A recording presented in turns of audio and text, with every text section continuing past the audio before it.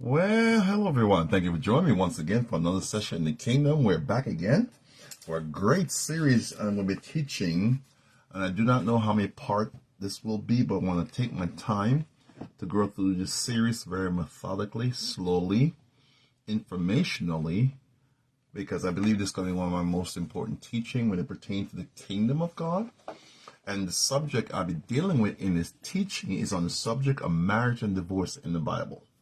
Why is that important? Because I believe many people are struggling with the idea of marriage and what does marriage entail, as well as is marriage, hi babe, is marriage acceptable in Scripture? Does the Bible, in its teaching, forbids divorce? And so I think we need to answer those questions. And so I'm going to start off in where Jesus speaks about divorce, as he was asked by the Pharisees, pertaining to the subject. I think it's very important because I think a lot of people walk around in condemnation, hi Ruthie, and guilt pertaining to this area. If they are married, divorced, they feel they have failed, they have beaten themselves up. And I also, in my research, discovered for those who have been married and been divorced, are still believing God's going to restore them back to their former wife. I'm going to show you biblically that the scripture mandated that for a person who was married, divorced to his first husband or wife, that after they remarry again, is waiting to remarry them. It was an abomination in the land, and God did not allow it. He's very strict in that because they're being cursed upon the land. I'm going to show you because there are many people I think are struggling in the area of should I be waiting for my wife to come back? And there's certain words that's been used that we never paid attention to in the subject of marriage and divorce, where we have not understood. Was Jesus saying in Matthew 19 that if a man marries a woman who's put away, that he commits adultery? So I think there's some important question I'll answer in this series of teaching. I do not know how long it take to teach it, but I want to teach it methodically and slowly. I want to give you the historical background of marriage in the Bible, take you forward from marriage and into divorce. And what does the Hebrew law require? What was the law of God? Was God pleased with marriage? And if he wasn't pleased with it, why would he allow it? And then Jesus said something very funny in Matthew 19. It was because of the wickedness of your own heart, Moses allowed you divorce. So my hope is to come to some kind of conclusion pertaining to marriage, that if someone is married and is divorced, when the requirement of the law was you give them a certificate of divorce. In other words, you have been legally separated by law. And then you have the right, I must say, right to remarry again someone else. Paul even gives stipulation: if you're going to remarry again, you're met an unbeliever, he decides to leave, he still let him go. But he said, if you're going to remarry again, marry a believer this time. All right, we're going to talk about that. So there's a lot of issues going to be covered here. I'm going to give you a lot of information I've researched. In some of my research, I didn't have to do the work physically myself, in the sense that I discovered a lot of good writing from the Hebrew cultural rabbis that taught on the subject, and the historical document that I've been using in my teaching to give you understanding pertaining to the issue of marriage and divorce, because I think it's a subject of our day. We see it happening in the church, we see it happening in the world. But what is it acceptable, lawful in there? Then what was the subject? Okay, so my hope is to answer some of those questions for you as we go through the study on marriage and divorce. And did Jesus, in his statement, one who's put away should not commit marriage, was he saying that he was opposed to be remarried? Because I'm going to show you a scripture in the Bible where he met the woman at the well. She was not just married one time, she was married 5 times. And the man she was with now was not her husband, yet he never condemned her for it. Very interesting. We'll look at that as we go through the study. As we study this area of marriage and divorce. For those of you joining for the first time, thank you for coming on board. We're in for a serious journey on this one.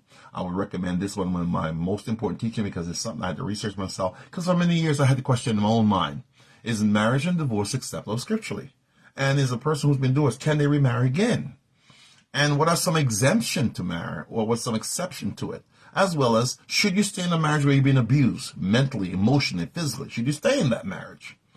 And because most of them never really explain that well to the body of Christ, in my mind, people are struggling unnecessarily, staying in a marriage you're not happy with, being abused, but they stay there because the church has convinced them they need to stay in that. I'm going to show you, by Hebrew understanding, you don't stay in that situation. All right? If your life isn't threatened, get out. Divorce them. And you're going to see the process. I want to take you through the process of how marriage was arranged in their day, And why Moses allowed them divorce for any reason. Because what happened if your marriage was arranged by your parents? You see the person, the guy, the woman, you didn't like her. What do? So there are things happen for a reason, but we need to know what God's position is in all this. Okay, so that's the reason I'm teaching on this subject. And when I want to hit the road running, I have a lot of material. I'm not sure how much I'll get through tonight, but I want to introduce you to the concept of marriage and divorce in the Bible. And for those of you for the first time, I said before, welcome aboard. You're in for a journey. Hammer. You're gonna be hearing some interesting things pertaining to the subject. And if you never sat in one of my sessions, you're more than welcome to go to YouTube or Facebook, and there my teaching as well. I have a lot of new guests coming on board who are loving this session, so I'm going to jump into this right away. All right, let's get started. Matthew chapter 19, verse 7 through 12. Let's look at that. This is Jesus speaking, New Testament. So they said to him, the rabbi speaking, the rabbi said to him, they said to him, the rabbi, why then did Moses command to give a certificate of divorce and to put her away? He said to them, Moses, because of the hardness of your heart, permitted you to divorce your wives. But from the beginning it was not so. And I say to you, Jesus speaking now, I say to you, whoever divorces his wife except for sexual immorality and marries another commits adultery. And whosoever marries her who's divorced commits adultery. Very interesting statement. If you read it on the surface, leave it there, you're going to make assumption. But you must understand the context, understand where he's coming from with this. Verse 10, his disciples said to him, if such is the case of the man with his wife, it is better not to marry. Good question, good statement. But Jesus says, but he said to them, all, very important word, all cannot accept the same. In other words, if that is the case, not all can live celibate lives. So not everybody's going to receive this, but only to those whom he had been given. And he said, all can accept this, but only to those whom it has been given. Verse 12, for there are eunuchs who was born thus from their mother's womb. Eunuchs. We got to look at what the eunuch is. And there are eunuchs who were made eunuchs by men. And there are eunuchs who were made themselves eunuchs for the kingdom's sake. Very interesting word, the word eunuchs in there. And we're going to define that terminology when we get to it, when time get to that. And then we're going to go from there to define those terminology. He said, for the kingdom's sake, they became eunuchs for the kingdom's sake. He who is able to accept it, let him accept it. But the area we want to focus our attention on in this area of marriage, remarriage, being put away. What does that mean? Okay. For the first part of the definition I must give you is the idea of being put away. What does it mean being put away? Right? The English Concordance and the Strong's Greek is the word in the Greek apolio, A-P-O-L-U-O, being put away. The word we have to look at, he says here, on verse 7, they said to him, why then did Moses command to give a certificate of divorce and to put her away? Very important word. So we need to look at what it means to be put away. According to the English Concordance, the word apolio in the Greek, the common word apolio translated as put away, or putteth away, is the same as the Hebrew equivalent of the word shalach, S-H-A-L-A-C-H, shalach, in the Hebrew, which means, the word put away there means to send. Here's another word for the word put away, separate, to send away, to leave, but the word is never attached to the word divorce.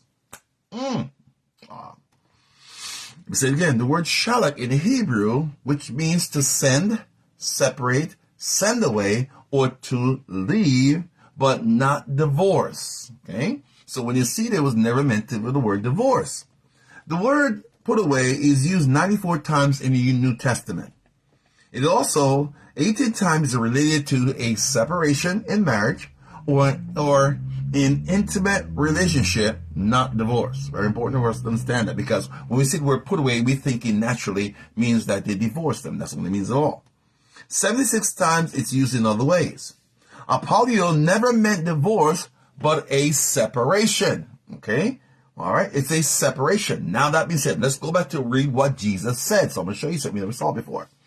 So in his statement, he said to them, Moses, because of the hardness of your heart, permitted you to divorce your wife. It's not the same word as put away. It was actually a divorce. So you have to write them a letter of divorce and separate yourself from them, not in the term of put away, but actual legally divorcing and separate, cutting off. That's the word. Okay? Divorce it was, but from the beginning, he said from the beginning it was not so. What was he trying to tell them? When God created Adam and Eve, it was meant to be a relationship between those two for all eternity. It was meant not to be in a separation. Separation was not built in a relationship of God creating Adam and Eve. They were meant to be one for all eternity. So in the beginning, it was not so. But, he says, I say to you, whoever divorces his wife. Now, the word here, divorce his wife except for sexual immorality. In other words, separate from her if she have not committed an act. In the time of the word is used, shalak, or apolio, is the idea in the time when you separate from each other without there be a cutting away or a legal agreement to divorce, then that's the time he's talking about here, wherein if you have not had the legal premise to separate by court or by law the marriage, there's a natural tendency to get involved with somebody else in this process. This is where the adultery come into play.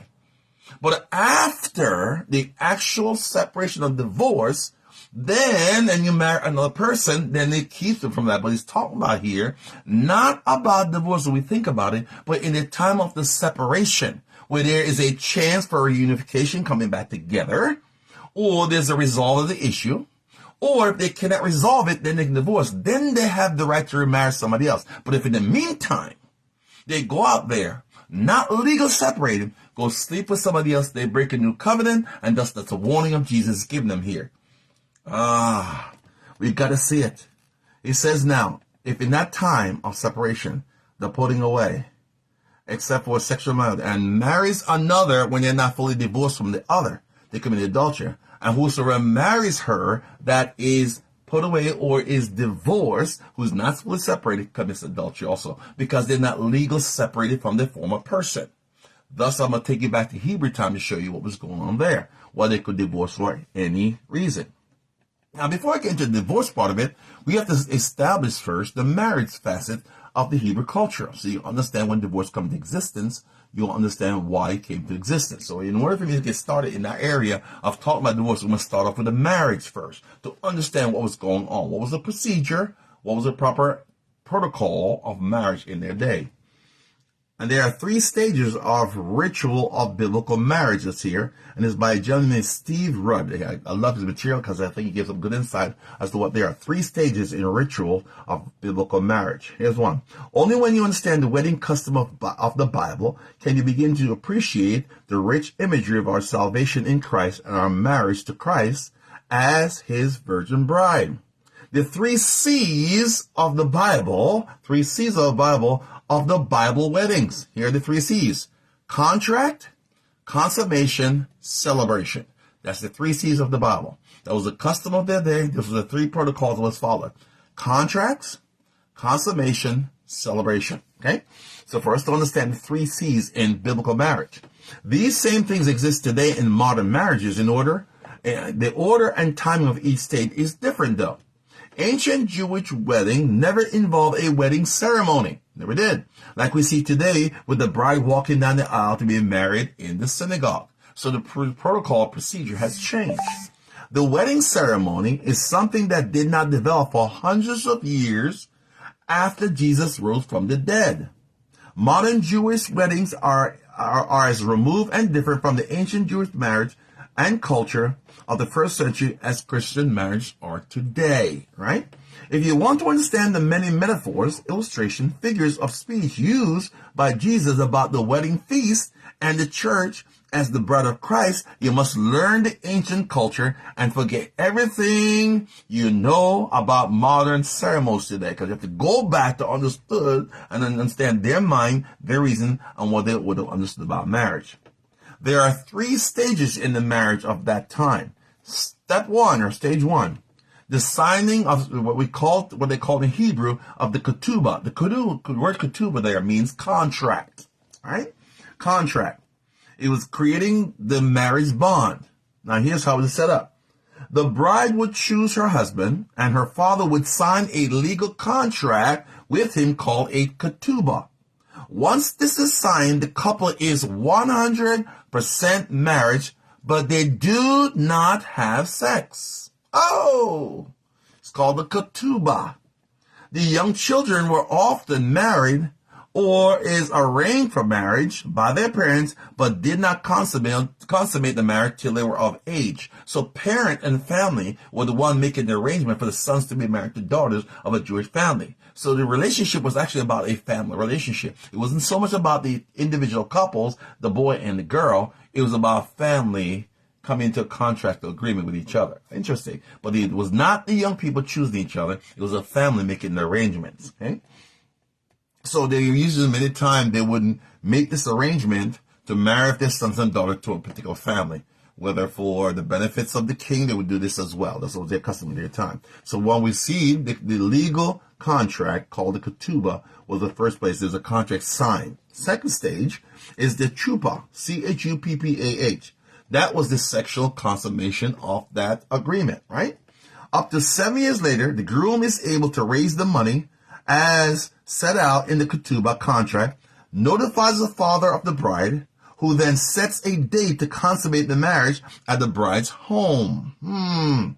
Second, the bride waits with her maidens for the arrival of the groom and his companion. Third, the couple enters the chuppah, which is their room, to consummate the marriage, while the companions of the bride, the groom, waits and celebrate outside of the next room. Fourth, the groom hands the bloodied proof of virgin cloth to the witnesses chosen by the bride's parent, who then give it to the bride for safekeeping. In other words, the goal was to marry a virgin, but in case she was not, they would literally sit outside, wait for them to consummate the relationship, and they would hand to them the bloodied sheet to make sure she is a virgin. If she was not, there's a breach of contract. Oh, we're going to talk about that. Thus you can understand the marriage ceremony. We're going to talk about that later on down the road, okay? That's point number 2. So you have the ketubah, creating the contract. Then you have the chuppah, sexual consummation. And third, you have the wedding feast. The wedding feast. After consummation, the entire wedding party walks to the house of the groom in a procession for a wedding feast. Hey, Jose, welcome aboard.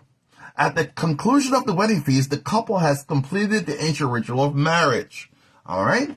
There was no wedding ceremony of that time. In the synagogue in the first century, performed under a canopy where the bride and groom would hold hands and say, "I do," before an audience of friends and family. This didn't develop for hundreds of years after Jesus died on the cross as the Passover lamb for the sins of mankind. This ancient ritual is seen from the time of Abraham right down to the first century. Now, to give you an example in biblical where this occurred, the original form of a wedding agreement is the story of Rebekah in Genesis 24:33. Listen to the contract. But when food was set before him to eat, he said, "I will not eat until I have told my business," the contract. And he said, "Speak on." Next, this is Rebekah's contract. "Here is Rebekah before you. Take her and go. Let her be the wife of your master's son, as the Lord has spoken." When Abraham's servant heard their words, he bowed himself to the ground before the Lord. The servant brought out articles of silver, of gold, of garments, and gave them to Rebekah. He also gave precious things to her brother and to her mother. Genesis 24:51-53. That's basically the same process being arranged before your eyes in biblical form. That was the ancient form of a marriage ceremony, the whole thing being processed in this. Now, here's the next phase. Rebekah consented.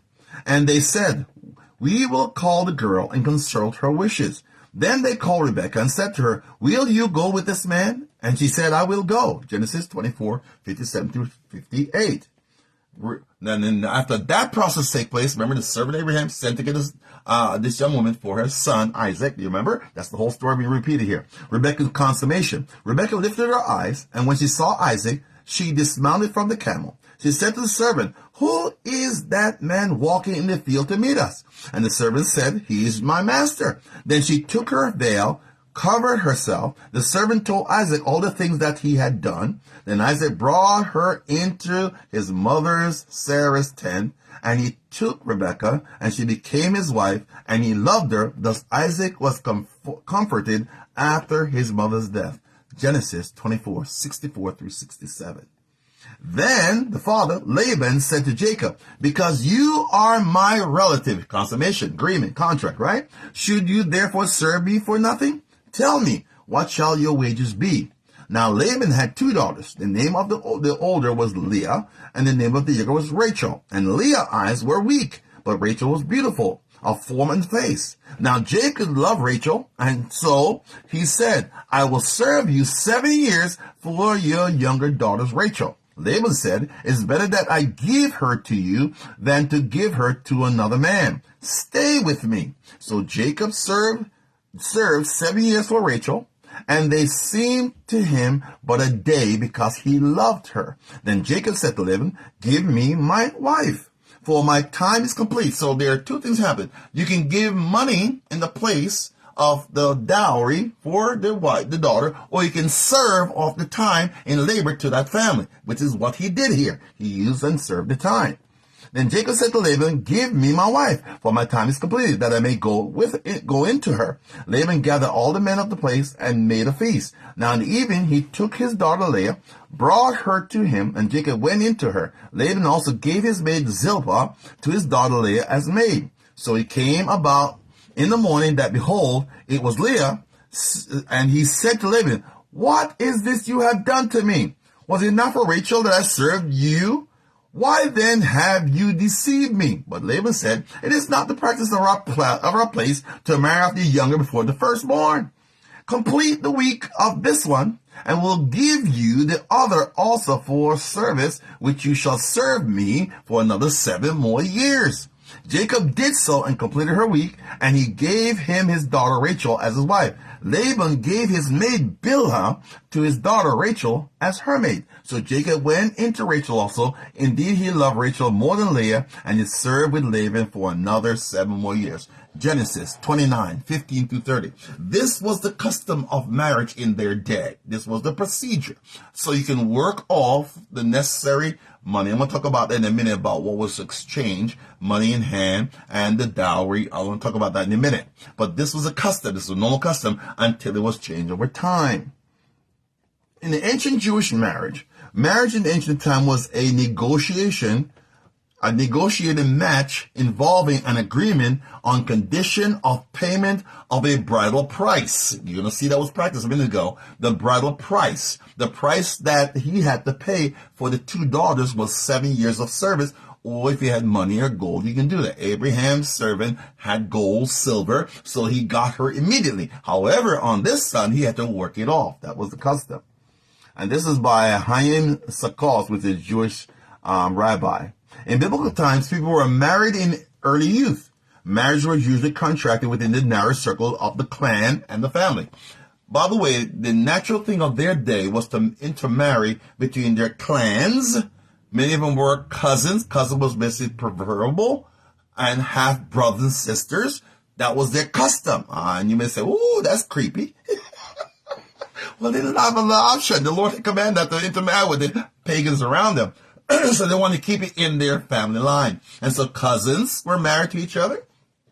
A clan member, half brother. That's why when they asked Abraham, you talk about his wife, who was she? His half sister, his brother's daughter. I understand it was a custom of the day. By the way, polygamy was acceptable. It was legal. I'll talk about that later on as I'm talking about this whole thing of marriage and divorce. It was undesirable to marry a woman from a foreign clan, lest they introduce foreign belief and practices amongst the Jews. Now, there was a negotiated match happening here. As a rule, the father arranged the match. The girl was consulted, but the calling of the damsel and inquiring at her mouth after the conclusion of all negotiation was merely a formality. In other words, we want to offer you as a wife to this young man. And they didn't talk to her until after they negotiate the agreement. And they'll come and say, we have negotiated, and we have a nice young man for you, and do you accept it? But it was already agreed upon. So her input was not necessary. In those days, a father was more concerned about the marriage of his son than about the marriage of his daughter. Now why? Because no expense was involved in marrying off his daughter. The father received a dowry for his daughter, whereas he had to give a dowry to the prospective father-in-law for his son when he marries him off. Now, why? The price paid by the father of the groom to the father of the bride was called a mohar, M-O-H-A-R. Mohar, the term continues to be included in the text of the traditional ketubah, or Jewish wedding contract. This was added in there. In Genesis, it is said of Dinah's father and her brother, "Let me find favor in your eyes, and what shall we say unto me I will give? Ask me never so much mohar and matan, and I will give according as ye shall say unto me, but give me the damsel to wife." So there was a price they had to pay to marry her. The word matan, M-A-T-T-A-N, was the Hebrew word for the gift given by the groom to the bride in addition to the mohar. Okay? That's the word. The mohar was not always paid in cash. Sometimes it was paid in kind or in service. Thus, you're going to understand Laban asked him to work off of the 2 daughters he had. So you have 2 options, pay in cash or pay by labor. That's why they did it. That was the custom of their day. The book of Genesis relates the story of the servant of Abraham, who, after his request for Rebekah to marry Isaac was granted, brought forth jewelry, if he had that, jewelry of gold, raiment, and gave them to Rebekah. So they were giving her necessary price. He gave also her brother and to her mother precious things. The servant thus gave Matan, M-A-T-T-A-N, to Rebekah, and Mohar to her brother and her mother. The purchase price and gifts to her, right? The dowry. Now, Mohar as purchase and gift. Mohar was originally the purchase price of the bride. In other words, they purchased her. They paid for her in a sense. Now, we don't want to hear that in our modern time because we have a different concept. And it is therefore understandable why it was paid by the father of the groom to the father of the bride. In ancient days, marriages was not an agreement between 2 individuals, but between 2 families. So it wasn't about the individual that they were concerned with, was agreement between 2 families. Thus, the whole idea of Solomon having 700 wives and 300 concubines. It was an agreement of a price between 2 families. Thus, the concubine was the means of connecting the families together. So in marriage their day, so here's the part we can say easily. Because it was not up to the young man to choose his bride or the bride to choose her husband, and it was arrangement between family. You do understand, whether you didn't look that good, you were ugly, white, tall, black, didn't matter. You can be married. Once the arrangement's made, listen, nobody was without. See, the concern we have today in our society is that people feel, I'm not good enough to get married. I can't find that person. Well, if it is arranged, not based on love, by the way, marriage here was not arranged because you loved the person, you met them. In most cases, you never met them. Your family arranged that, and you're going to marry them. Now, the hope they have is as you grow older and mature, you'll like the person being arranged for you to marry. The guy's good looking, good provider. The girl's attractive is what the hope is. So the question becomes, what if she's not so good looking or he's not so handsome? What do you do? We're going to talk about that down the road. Okay? But I want to throw that out there for your consideration. All right? Because you never really saw the other person until it was time of the marriage. The newly married man usually did not found a new home for himself, but occupied a nook in his father's house. The bride gonna go prepare a place for you. That's it right there. You understand New Testament. I'm reading through this. You're gonna see New Testament, Jesus being the bride and the groom. Do you understand? You're gonna see it. Okay? The family of the groom gained, and the family of the bride lost a valuable member who would help with all household tasks.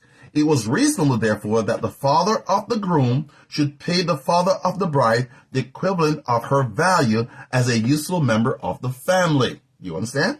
Yet in the course of time, the mohar lost its original meaning as a purchase price paid to the father for his daughter and assumed the significance of a gift to the near relative of the bride. As far back as in early biblical time, it was customary for a good father to give a whole of a mohar, or at least a large part of it, to his daughter. When he received that money for her daughter being purchased, he gave it to his daughter. A father who appropriated the whole mohar, or purchase price, for himself was considered unkind and harsh. He was not supposed to keep it all, so he was supposed to give some of that to his daughter, who he's losing in his family. The portion of the mohar which the bride received from her father and the matin which the groom presented to her were not the only possessions she brought to the matrimony. A rich father sometimes gave his daughter a field or land or property, as well as female slaves, just like you saw Abraham's son, and Laban gave his servant and gave servant to his daughter. You see it? This was their custom of the day. I'm setting this up because I need to understand biblical marriage, so when I come to modern time and what Jesus said, you're going to understand why and how these things came into existence. Because most of them never really understood the story of how these things were done. The next phase of this is the betrothal and the wedding. Until late in the Middle Ages, marriage consisted of two ceremonies that were marked by celebration at two separate times, with an interval between. First came the betrothal. The word in Hebrew is the word erusin, E-R-U-S-I-N, the erusin, and later the wedding, the nisuin, N-I-S-S-U-I-N, Hebrew. At the betrothal, the woman was legally married. The moment the contract is signed by law, she's legally married, right? Although she still remained in her father's house. She could not belong to another man unless she was divorced from her betrothed. She have never met him. She have not slept with him. They have not consummated the marriage. But because the contract is signed, she is legally married. And in order to separate from him, she literally had to give a law divorce from him in order to separate to be with somebody else. That was the custom. The wedding meant only that the betrothed woman, accompanied by the colorful procession, was brought from her father's house to the house of her groom, and the legal tie with him was consummated. That's what that was about. So after the betrothal, it may be a year, up to 7 years before he got his wife, just like you saw with this young man up here. It took 7 years of labor before he got into the consummating the marriage with her. So you can go from 6 months to 1 year to 7 years, if you wish, before they really are met and the marriage consummated. But legally, by contract, they are already married, so they cannot be seen with anyone else. This division of marriage into two separate events originated in a very ancient time when marriage was a purchase, both in its outward form and in its inner meaning. Woman was not just recognized as a person, but was a bought in marriage legal chattel, because it was a man's world. So the possession they bought, paid for, it was like owning possession. That was the custom. That was what they did back then. Marriage, as with the type of purchase, consists of two acts. First, the price paid and the agreement reached on the condition of the sale. So that's what they're doing. They're negotiating price. They're constantly negotiating. Sometime later in the purchase took possession of the object. In marriage, the mohar was paid and a detailed agreement reached between the families of the bride and the groom. The betrothal was followed by the wedding, when the bride brought into the home of the groom, who took actual possession of her. So it was a procedure they went through. In those days, the betrothal was the more important of the two events and maintained its importance as long as the marriage was actually based upon a purchase. But as a woman assumed more importance as an individual and marriage ceased to be a purchase, attaining moral significance, the actual wedding became more important than the betrothal. Okay, that's as we move forward in time. And as time goes on, there was a new attitude towards women. During biblical times, even before the Babylonian exile, Jewish life evolved and changed in many ways, including their attitude towards women. Over time, women came to be regarded as endowed with personality just as were men. The perception of them wasn't purchased, wasn't chattel, but they had images, reflection of God in them. Even as far back as the early biblical time, we find traces of new moral attitudes towards women. For instance, although a man was legally allowed to marry more than one wife, barring kings and princes, very few used this right. As a rule, the ordinary Jew lived in a monogamous relationship. However, as history progressed, monogamy has been observed predominantly by the Ashkenaz Jews, following the ban on polygamy about the 10th century by Rabbeinu Gershom, and in the light of dysphoria. The Sephardic community of polygamy has never been outlawed. Oh, let me say it again. In the Sephardic community, polygamy that we've seen today in our world today has never been outlawed, and several sources relate the Christian Muslim in Spain were scandalized by the not infrequent case of Jewish polygamy. So in their day and time, a man could have more than one wife. David had more than one wife. Abraham had more than one wife. Solomon had 700 wives and 300 concubines. I'm just saying. So we have to look at this as to understand what is happening here. Why are they allowed to do this? And yet God did not call it sin. 700 wives, 300 concubines. Okay, come on, something going on here. What did God say? Why did God say, enough, you defiled the land? He never said that. There's a reason why. We'll talk about that later on in the divorce section. Was marriage, we have to leave now. If we finish up here seeing the custom of their time, we have to now look at the marriage ceremony, price paid, the meeting of the bride and the groom, the agreements being made, the necessary price of that wedding. And now we look at introduction. Was marriage indissoluble under the law of Moses? Because that's where it all came into play. We know the word said, thou shalt not commit adultery. And that's in the first 10 commandments.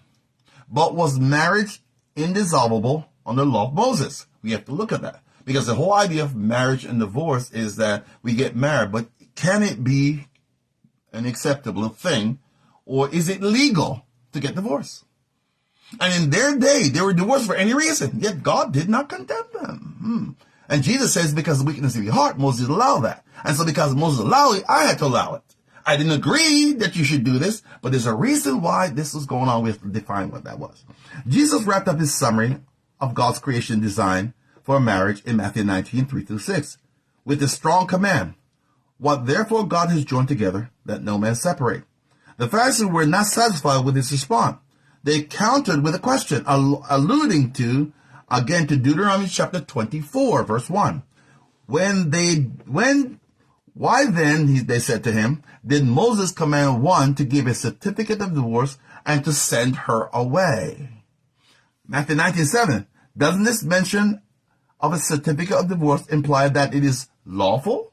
Matthew 19:3. To divorce a wife? Can it be lawful to divorce your wife? And in our day today, divorce your husband? This is the struggle we're having. This is the battle we're facing in our day and time. Because people struggle with this. Because everything we're told, we ought not to get divorced. But what if the married person you marry is not measuring up to the standard, or is abusive, or is mentally, emotionally destroying you, or the wife, or she's not faithful? What do you do? Jesus' rebuttal focused again on God's creation design for marriage. Because of the hardness of your heart, Moses allowed you to divorce your wives. But from the beginning, it was not so. Matthew 19:8. In other words, yes, it may have been lawful under the law of Moses to divorce, but that's the same law in its record of the creation, so that divorce was not a part of God's original plan, an unchanging design. In short, the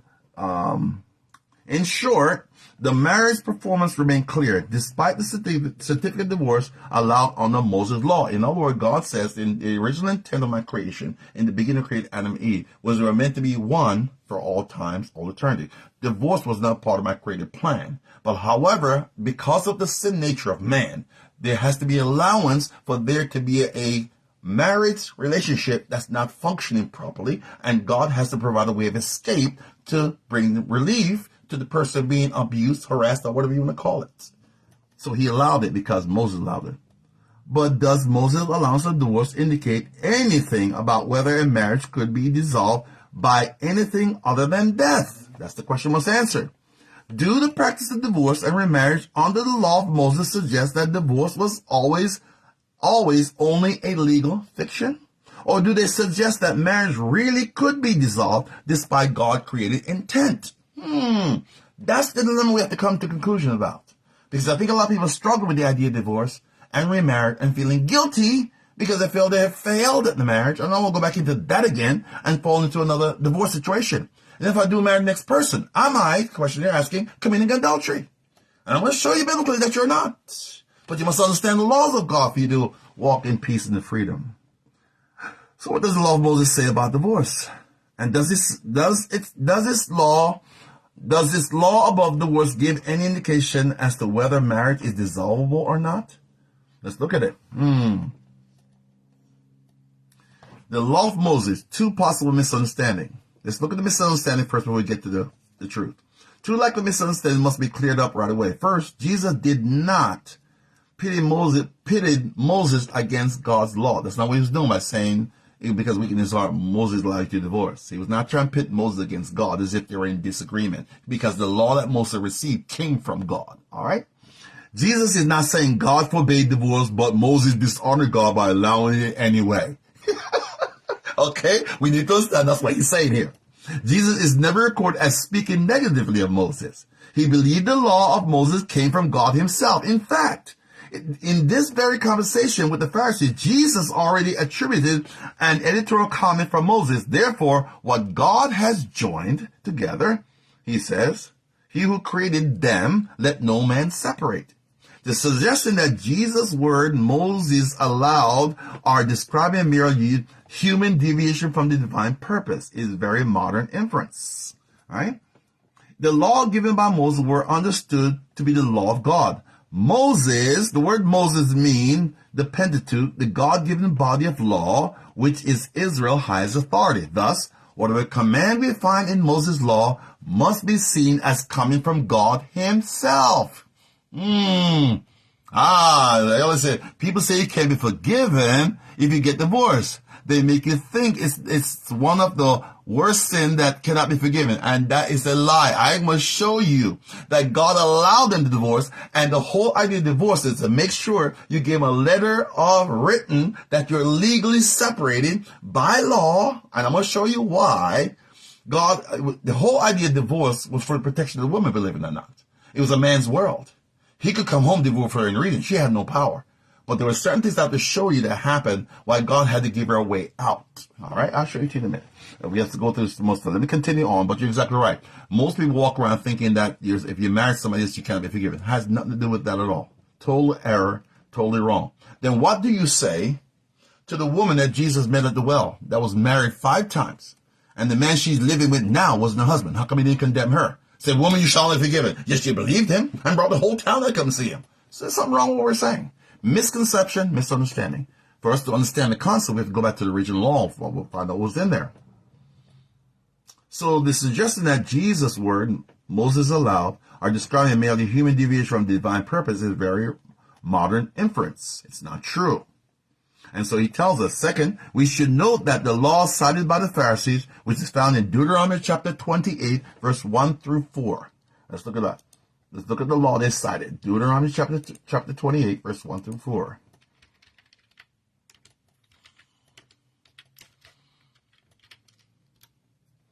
Deuteronomy chapter 28, verse 1 through 4.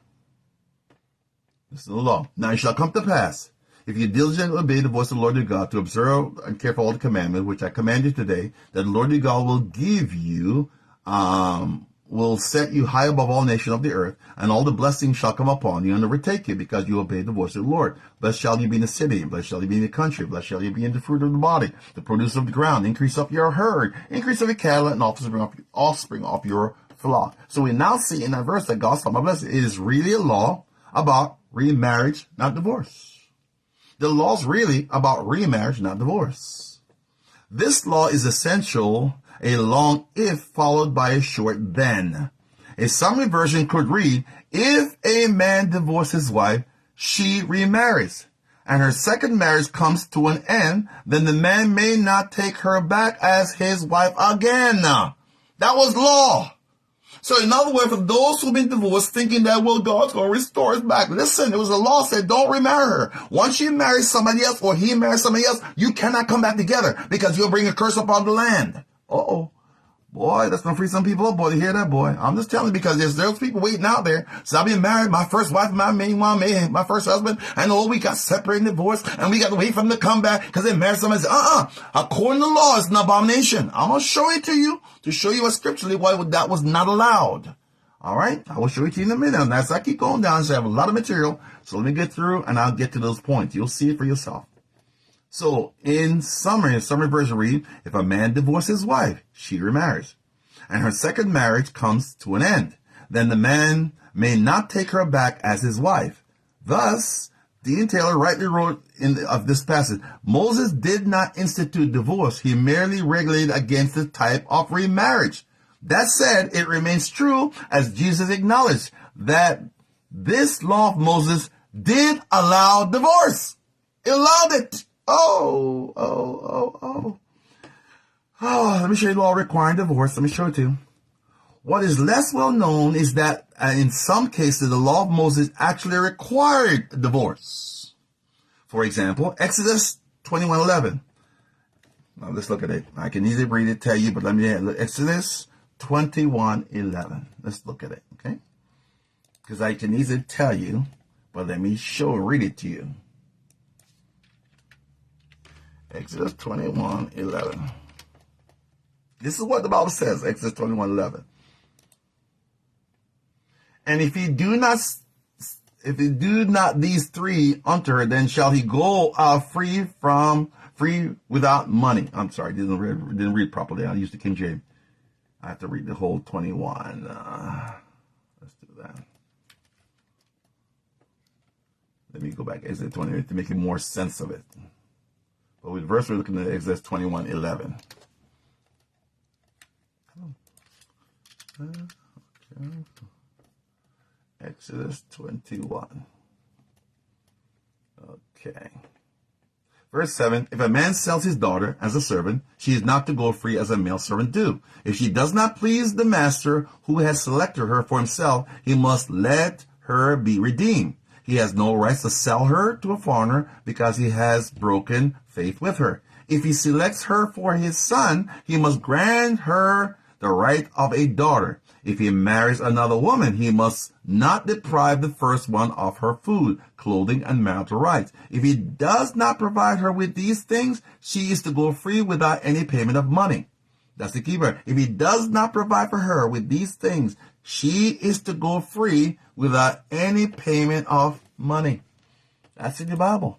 So the Bible is literally actually allowing for divorce. For example, a master's husband was instructed to give his Hebrew slave wife her food, clothing, and marital rights without diminishing them if he took another woman.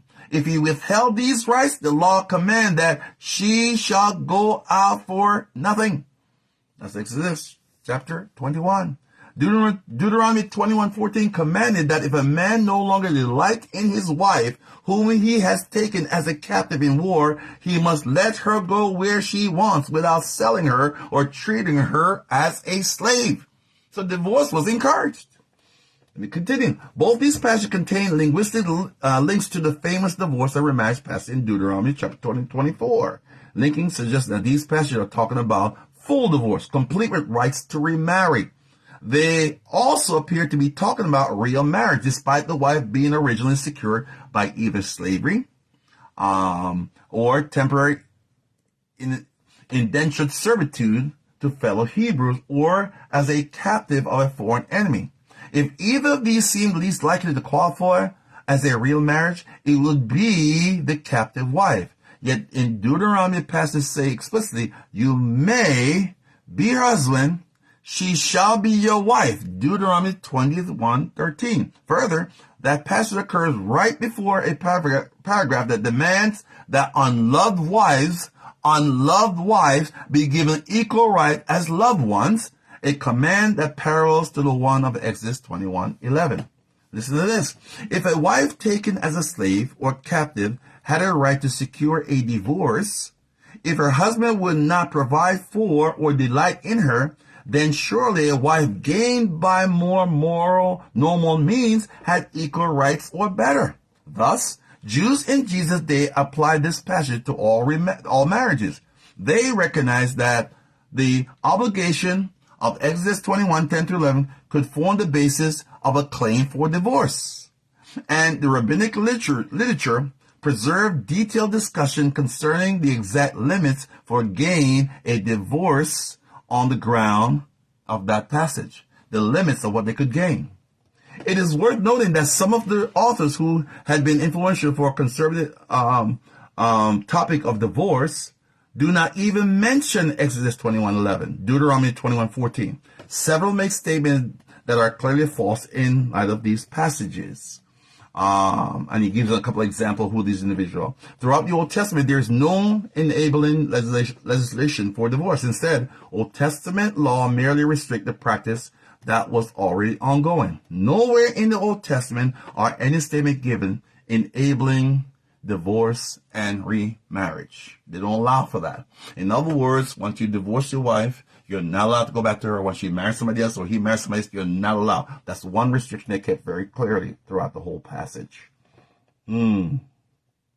Contrary to these claims, in Exodus and Deuteronomy, both clearly command that if a husband refused to care for his slave or captive, his wife, he must grant her the freedom of a divorce.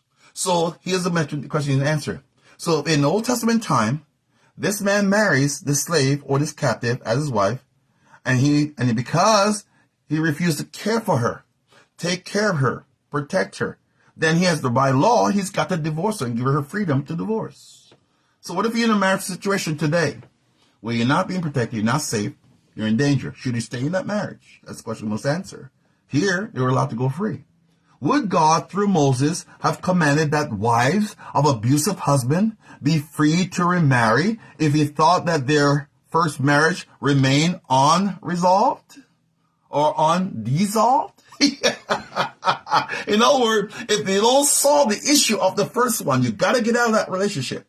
It's a contract, so you fix the breach of the contract, but you're allowed to remarry again.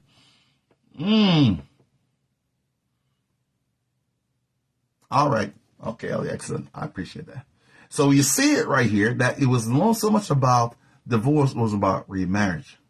Now, there was law prohibiting divorce. Other laws provide for women by protecting them from wrongful divorce. For example, what if a husband took a wife, decided he didn't like her after having sex with her for the first time, and then tried to get rid of her by falsely accusing her of not being a virgin? You think it didn't happen? This was happening. Okay? Let me read it again. For example, it says, the other laws provide for women by protecting them from wrongful divorce. For example, what if a husband took a wife, another one, right? Decided he didn't like her after having sex with her for the first time, and then tried to get rid of her by falsely accusing her of not being a virgin. Such a man was to be whipped and fined. That was the Old Testament law. And he may not divorce her all his days because he's lying on her. Oh boy, continue. He had to provide for her for life without exception, for he had brought a bad name upon a virgin of Israel. That was the law. And put her in danger of wrongful capital punishment, according to Deuteronomy 22, verse 19. Similarly, the rule for a man who raped an unbetrothed virgin was that he had to marry her and may not divorce her all the days of her life, according to Deuteronomy chapter 22, verse 29. So we see it there again. As far as I can discover, the only two specific situations named in which a man could divorce his wife under the law of Moses, and presumably if a wife in those two situations was later on cared for, she could go to court to sue for either provision or her own rights of divorce under the precedent of Exodus 22:11. She could sue the husband. How widely was divorce practiced in the Old Testament? Given the pattern of Israel of the sins, we must assume that divorce was prevalent in Israel than in other ancient Near East societies. What is clear is that divorce was widely allowed.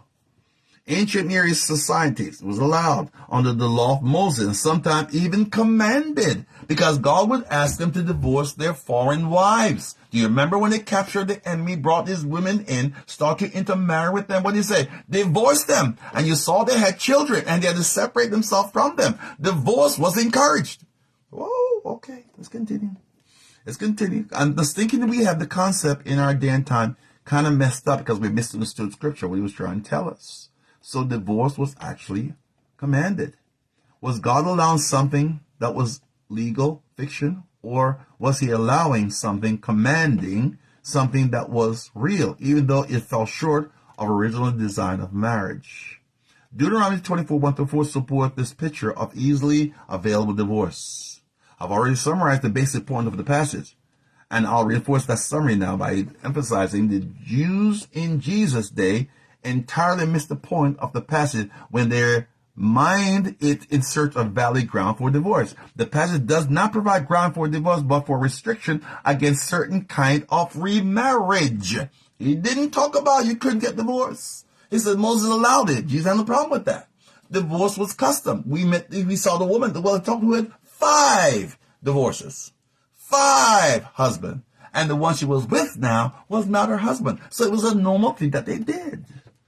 When a man takes a wife and marries her, if then she finds no favor in his eyes because he has found some indecency in her, and he writes her a certificate of divorce, that was a custom of their day, and put it in her hand and send her out of his house, and she departs out of his house, and if she goes and becomes another man's wife, and the latter man hates her and writes her certificate of divorce and put it in her hand and send her out of his house, and if the latter man dies who took her to be his wife, and then her former husband who sent her away may not take her again to be his wife after she has been defiled, for that is an abomination before the Lord.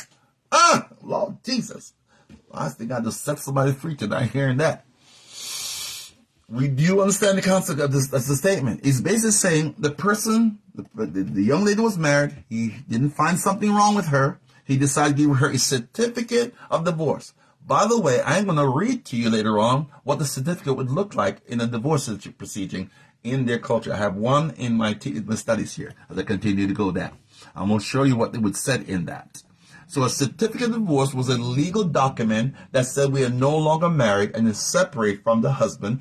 And she was free then because she has freedom and disconnect from this husband to remarry somebody else. Remember, in their day and time, the woman had no means of provision. She was not the provider. She was relying upon the husband to take care of her. By the way, in this marriage situation, there was also a money or a dowry given for her. And so when she leaves, she was not supposed to leave empty-handed without anything to sustain herself. Thus, many story about will make sense to you when they talk about Ruth and Boaz. Do you remember that? Husband died, had no one to take care of. Why she found favor with him? Because in so doing, she had no means of support or sustaining herself. In their culture, women had none of that. So part of this process, these guys were writing a certificate of divorce. They didn't want to give the ladies nothing that they deserved, the money that was sitting aside for them. They wanted to keep it and kick her out the house. And the Lord said, this ought not to be. You've got to leave and have her divorce her, that's fine. But make sure she has something to take care of herself. And a lot of these laws passed was for protection of the women because it was a man's world and they had the legal rights to marry as many they wanted. Women didn't have that right. To divorce when they wanted. Women didn't have that right. And so what happened? The Lord tried to balance the playing field by giving them some right to protect them. So one of the things was required that they'd have to give a certificate of divorcement. But I need to read this again to get you understand that somebody who is married to a wife who divorces for whatever reason, she moves on to marry, he moves on to marry. The other person married dies, then by law, that previous wife can't come back to the first husband. It defiles the land. God will not tolerate that. So I'm hoping that will help somebody to understand. Stop waiting around for that former wife. It is over. Once they have moved on, you got to move on. Just say. All right, let's continue. Let me read again. When a man takes a wife and marries her, if then she finds no favor in his eyes because he has found something in her, he may claim something like, she's not a virgin when I married her. Why, she's ugly, or she burned the toast. Whatever reason he was using to justify himself divorcing her. Well, I didn't like what her attitude was this morning. And I got up this morning, she wasn't very nice to me. Someone divorced her. Whatever reason they were using. And he writes her a certificate. He has to write her a certificate of divorce and put it in her hand. Very important. When you divorce, there has to be a document that proves we are no longer married. That frees the person to move into a new relationship. You understand? And put it in her hand and send her out of his house. And she departs out of his house. And if she goes and becomes another man's wife, did you hear there? She becomes another man's wife. Oh, wow. And the latter man hates her. So she got 2 husbands. First don't like her because he finds something wrong with her. The other man hates her. He said, you know, I first married you, you're cute, but you know, I'm tired. I just don't like it. We ain't getting along. So here's what he does. He hates her, writes her a certificate of divorce. So she got 2 certificates. First dude, second dude. She's been divorced twice and put in her hand and send her out of his house. Or if the latter man, the last man who took her to be his wife, he dies, right? Then his former husband who sent her away may not take her again. That's what it's teaching against. He wasn't talking about marriage, divorce. It was more teaching about not remarrying and get back into trouble. He shall not take her again to be his wife after she has been defiled, for that is an abomination before the Lord. And you shall not bring sin upon the land that the Lord your God is giving you for an inheritance. Deuteronomy 24, verse 1 through 4.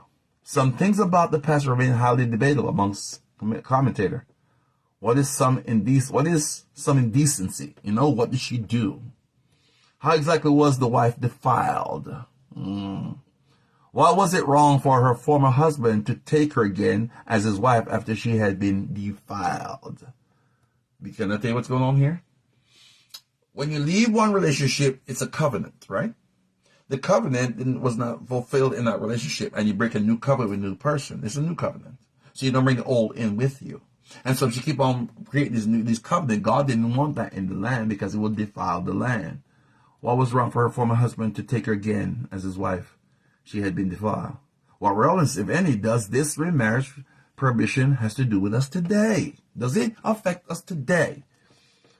A woman who is remarried is called in their day another man's wife. That is, she is now the wife of another man besides her former husband. Her prior husband is called a former husband, indicating he is no longer her husband. A certificate of divorce is expected for ending a second marriage just as surely as the first marriage. A certificate of divorce ends the marriage, suggesting the second marriage was considered just as real as the first. Divorce and death are presented in parallel as equal ending of a marriage. Divorce and death. Interesting word. Divorce and death. Why? Because death, you can remarry anytime you want to. Death, you can remarry anytime you want to because you're under obligation, right? And so divorce is the same thing. It's considered to be the same. A woman's former husband, including her first one, has less rights to claim her as his wife than the other man does. There is no assumption a first husband has special rights based on a persistent marital union. Yet there are people living by that, claiming because of the first husband, I have certain special rights. No, you don't. Once the person got divorced, you separated, it's over. Then you move on and she moves on. And if she's moved on and he's moved on, there is no coming back together. Sorry, it's not how. I know what we've heard. I know what they taught in the church. But according to Jewish law, you can't come back together. Let me get technical for one paragraph. It's worth noting that the Hebrew word rizon, R-I-S-O-N, translates former in the phrase former husband does not always mean first. According to Numbers 21:26, Psalm 79:8, Isaiah 42:9. Thus, this law restricts a second husband from remarrying a former wife after she is married to a third as surely as it restricts a first husband from remarrying. That was their law.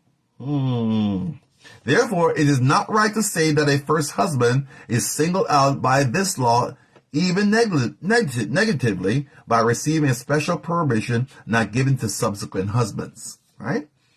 In short, while it is not clear whether the divorces in the past were legitimate, everything about the passage suggests that divorce was seen as truly ending a marriage, just as truly as by death. Further, remarriage was seen as putting a seal on divorce, making any form of marriage permanently dissolved because you're not connected anymore. Oh, wow. Wow. Let me give you the scripture. John chapter 4, verse 7 through 26. John chapter 4, verse 7 through 26. A woman of Samaria came to draw water. Jesus said to her, "Give me a drink," for his disciple has gone away into the city to buy food. Then the woman of Samaria said to him, "How is it that you, being a Jew, ask a drink from me, a Samaritan woman? For Jews have no dealings with Samaritans." Verse 10, Jesus answered and said to her, "If you knew the gift of God," right? If you knew the gift of God and who it is who says to you, give me a drink, you would have asked him and would have asked, and he would have given you living water. Jesus saying to her. The woman said to him, Sir, you have nothing to draw with, and the well is deep. Where then do you get that living water? Good question. Are you greater than our father Jacob, who gave us the well and drank from it himself, as well as his sons, and his livestock? Jesus answered and said to her, Whosoever drink of this water will thirst again. But whosoever drink of the water that I shall give him will never thirst. But the water that I shall give him will become in him a fountain of water springing up into everlasting life. The woman said to him, Sir, give me this water, that I may not thirst, nor come here to draw water. Jesus said to her, Go call your husband. Listen to this. Come here, he says. The woman answered and said, I have no husband. Then Jesus said to her, let's be clear. If divorce was an issue and remarriage was an issue, he would address it here. This is what he says to her. Jesus said to her, You have said well. I have no husband, for you have had 5 husbands. Oh, if divorce was an issue, how does this woman get 5 husbands? And the one whom you now have is not your husband. In that you spoke truly. The woman said to him, Sir, I perceive that you are a prophet. Our father worship in this mountain, and you Jews say that the Jerusalem is a place where one ought to worship. Jesus said to her, Woman, believe me, the hour is coming when you will neither on this mountain nor in Jerusalem worship Father. You worship what you do not know. We know what we worship, for salvation is of the Jews. But the hour is coming, and now is when the true worshiper will worship the Father in spirit and truth. For the Father is seeking such as worship him. God is spirit, and those who worship must worship in spirit and truth. The woman said to him, I know that Messiah is coming, who is called Christ. When he comes, he will tell us all things. Jesus said to her, I who speak am he. Right there. If there was an issue of her 5 divorce, he would have addressed it. If, as Eliot says, it says that the divorce cannot be forgiven, she'd be going to hell. Why isn't it condemning her? And yet she'd be married and divorced 5 times. And the one she's with is not even her husband now. Yet he never condemned her for it. That means it's acceptable. It was the law of the time. It's what they did. That divorce is no longer tied to the other. As long as there's a certificate of divorce and it's done legally, you're no longer obligated to stay married to the person that you divorced from. The one law they want to protect is that you don't go back to the one that you divorced after they got remarried or you got remarried to back to the same person again. Do not do that. That brings abomination upon the land. Tellingly, several other passages in the law of Moses group divorce and death in similar ways. For example, both widows and divorce gave a priest's daughter equal rights to return her to her father's house and eat his priestly food, which she was forbidden to eat while she was married to a layman. Leviticus 22, verse 12 through 13. Similarly, if a married woman made a vow, her husband had a right to make her vow void when he first hears it. By the law, but the law came with exception. Exception. Any vow of a widow or a divorced woman, anything by which she has bound herself, shall stand against her. Numbers 30, verse 19, verse 9. Numbers 30, verse 9. As far as both these laws were concerned, a divorced husband and a dead husband had equal authority over their former wives. A divorced husband and a dead husband. Interesting, huh? So the marriage restriction for high priests also grouped divorce and widowhood together. A widow or a divorced woman or a woman who had been defiled or a prostitute, these he shall not marry. This is what he said. He put it all together. This is the law. Leviticus 21:14. A widow or a divorced woman or a woman has been defiled or a prostitute, these shall he not marry. But he shall take as his wife a virgin of his own people. See what they do there? They lumped it all together. A divorced woman, a widow, a prostitute, a defiled woman, they put it all together. Wasn't any different. The restriction against marrying a widow was a matter of ritualistic cleansing, not a timeless moral requirement. 1 Corinthians 7, verse 39. Let's go to that. 1 Corinthians 7, verse 39. Let's look at that.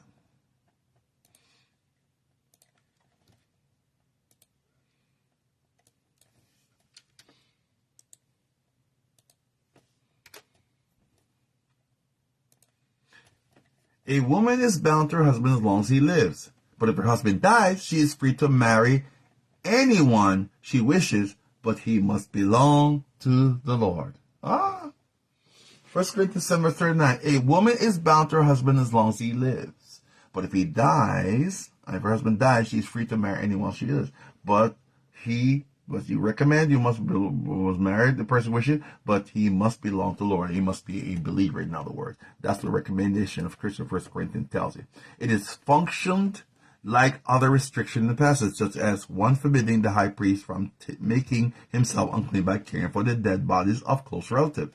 Leviticus 21:11. Similarly, the New Testament strongly implies that there is nothing immoral about marrying someone who was formerly sexually immoral. New Testament strongly implies that there is nothing wrong with marrying someone who was formerly sexually immoral, a woman who has been defiled, or a prostitute, but who is now sanctified, according to 1 Corinthians 6:9-11. Let's show you that one. 1 Corinthians 6:9-11.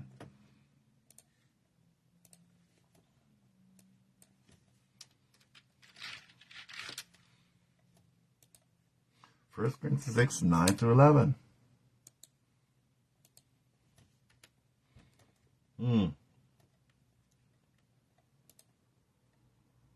Listen to this. Do you not know that the unrighteous will inherit the kingdom of God? Do not deceive. Neither fornicators, adulterers, nor homosexual, nor sodomites, nor thieves, nor covetous drunkards, revilers, nor extortioners will inherit God's kingdom. And such were some of you. But you were washed. But you were sanctified. But you were justified in the name of the Lord Jesus by the Spirit of God. So he said, this individual, if they live in that condition, cannot enter into the kingdom. However, when you've been washed, even though you're coming from that background, he said, you have been sanctified and made whole and have been set free. Wow. Let me make it a few more in here. Given this context, it appeared that the law is against priests marrying divorced women, according to Leviticus 21:7, who was also a ritualistic restriction, not a moral one. So the whole idea of them restricting the ability to marry them was designed to protect the priest's reputation, also to ensure his wife's children were really his own, thus protecting the priestly line. In fact, divorced and widowed persons were so tightly grouped in Jewish thought that the Hebrew and the Greek word translated widow in the Bible were sometimes used to refer as a divorced woman. That's how close they were neatly joined together. The divorced and widowed person was so tightly grouped in Jewish thought that the Hebrew and the Greek word translated widow in the Bible were sometimes used to refer to as a divorced woman. This broader concept of widowhood in the Hebrew language is found in 2 Samuel 20:3. After David returned to Jerusalem, following his defeat of Absalom, he took his 10 concubines whom Absalom had defiled and put them in custody, but did not have relationship with them, so they were locked up until the day of their death, living as widows. Similarly, the Greek-speaking Jewish philosopher Philo, during whose lifetime Jesus lived and died, counted a divorced woman as having been widowed in his interpretation of Deuteronomy 24:1-4. A divorced woman. Wow. If a woman, after parting from her husband for any cause, whatever, marries another, and then again becomes a widow, whether this second husband is alive or dead, she must not return to her first husband. That's actually biblical. Follower interpretation affirms our observation that divorced and widow women were treated very similar under the law of Moses, both classed as being unmarried. Widowed and divorced, they're both widowed. As far as I know, there are all these passages in the law of Moses that deal explicitly with human divorce.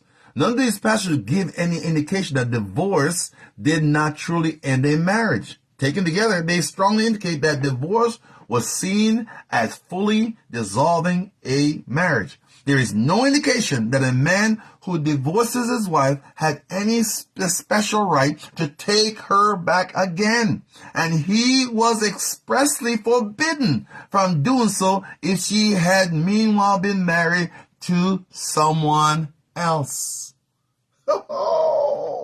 Most have never seen it. Yes, every mention of divorce in the law of Moses is the tension with God's creation design recorded in the first book of Moses. If every Israelite has lived up to God's design, no marriage would ever end in divorce. However, it is also true that if any human had lived up to God's design, no marriage would have been dissolved by death either. This includes marriage end by death as punishment for adultery, a topic he hopes to discuss later on. Tragically, both death and divorce are part of the human experience, post-Eden. Both are pictured in the law of Moses, God's law, as truly ending marriages.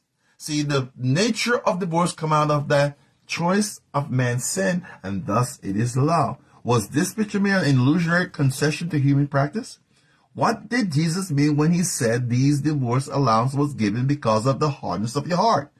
And what about his statement that from the beginning it was not so?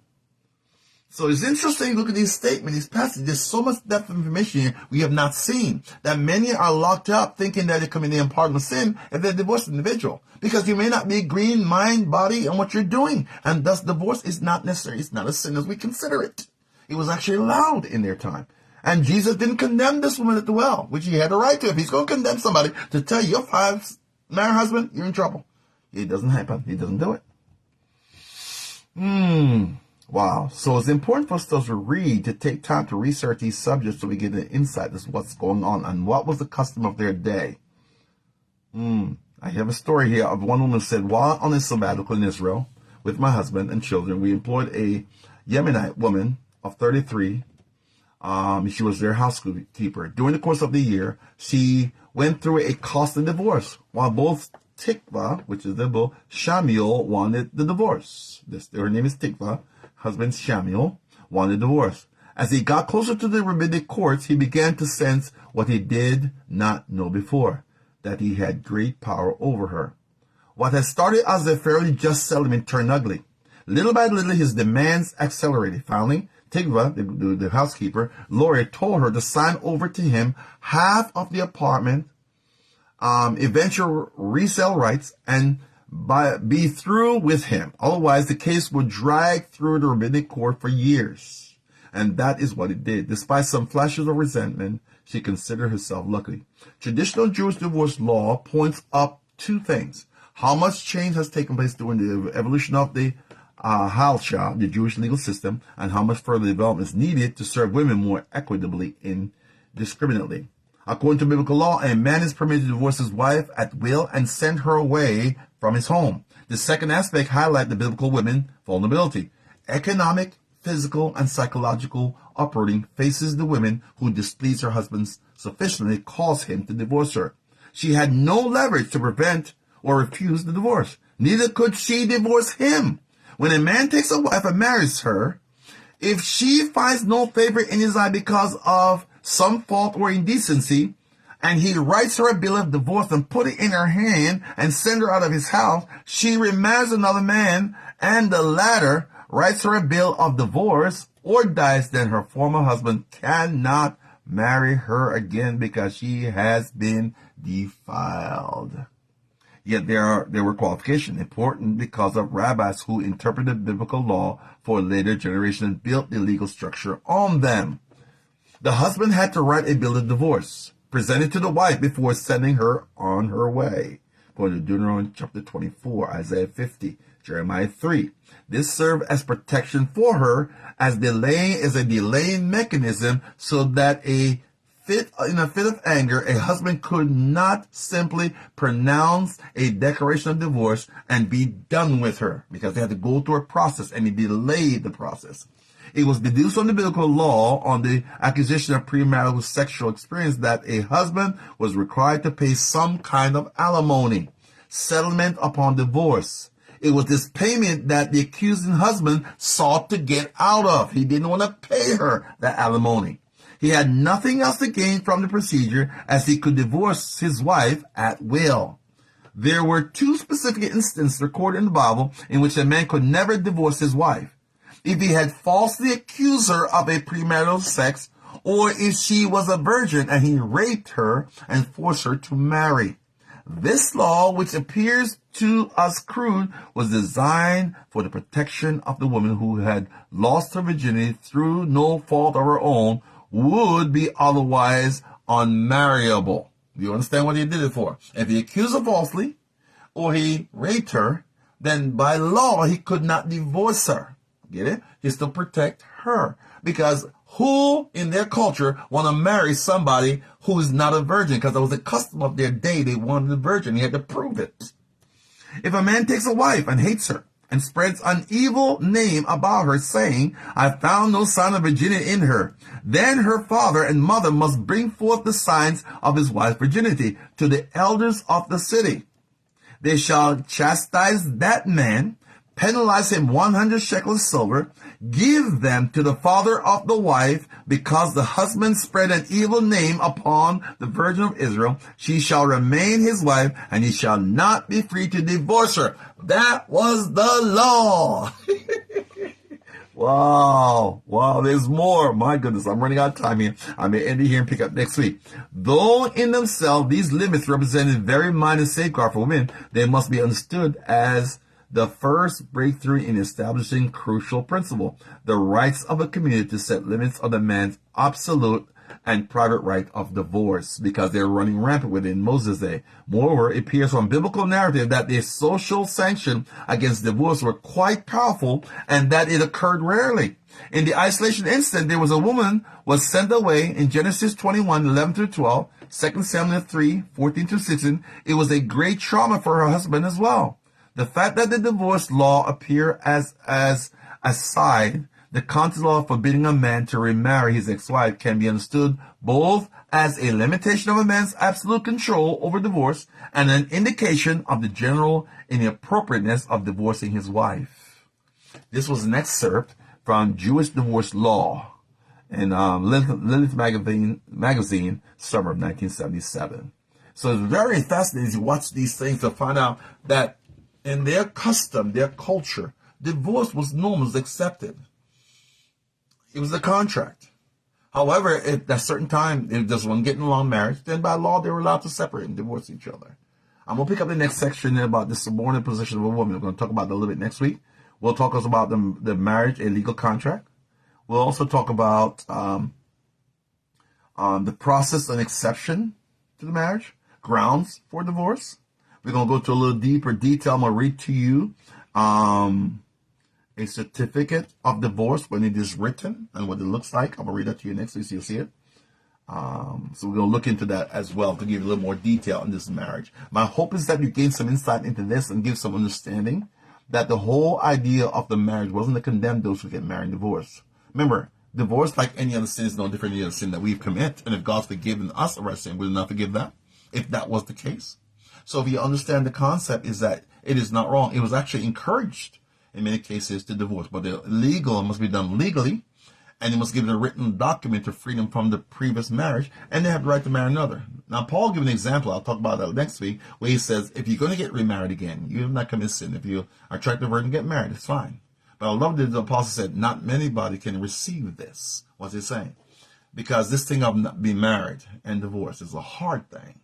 And we'll talk a little bit more detail about what Jesus says about divorce. So the whole idea when it says who gets put away, separated, and marries another commits adultery. It's basically saying you have not gotten your certificate of divorce yet before you get into another relationship with another human being. Don't do that. That's called adultery.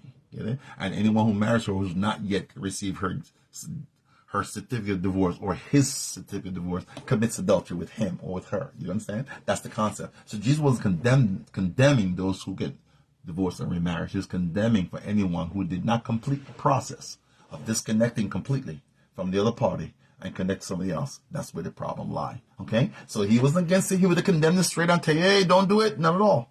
For they said in the beginning it was not so. That's not God's intention. But Moses knew the weakness of your heart, so he gave you a means of getting out of that bad situation. All right. Well, my hope is that you get some insight. Go back and listen again. I gave you a lot of material. I'll give you some more next week. We'll bring this to conclusion. Is there something that was the Lord laid in my heart to give some clarity, some understanding to the process of marriage, divorce, and remarriage? My hope is that you got some understanding. The prohibition was against remarrying the individual being divorced from, not divorce itself, because they divorced all the time. And polygamy was the norm, and they married and divorced is what they did in their custom. And today we're still doing the same. We just don't do it as much as we say because we're supposed to be called as sin. But the world don't call that. The last person we heard about in our country that did that, Elizabeth Taylor, married 8 men, divorced them. She was married 8 times. I'm just saying. So there's some depth of understanding. We need to research and look study them out so we get understanding about our marriage. For those who have been remarried, stop condemning yourself. Be set free. You're free in God. Now live a more better life. Relationship, build a relationship. You're okay. As long as you divorce properly, it's okay. For those of you sitting around waiting to go back to that original wife, don't. Move on. It's time for you to get to that new relationship.